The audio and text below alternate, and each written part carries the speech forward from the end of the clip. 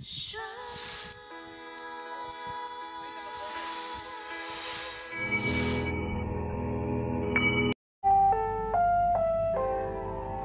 programang ito ay rated SPG. Striktong patnubay at gabay ng magulang ang kailangan. Maaaring may masiselang tema, lengguwahe, karahasan, sexual, horror o droga na hindi angkop.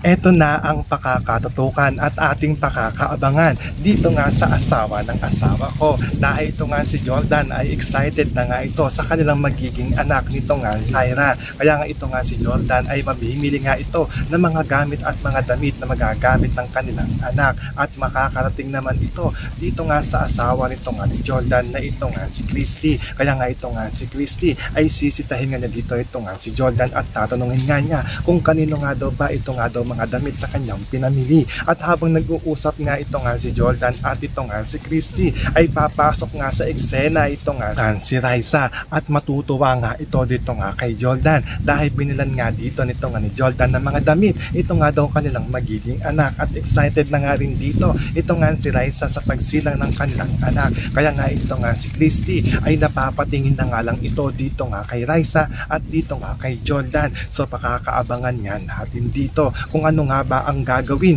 nito nga ni Christy ngayong excited na nga ito nga si Jordan sa kanyang magiging anak nito nga ni Raisa. Yan ang ating mga pakakatutukan at pakakaabangan dito nga lang sa asawa ng asawa ko.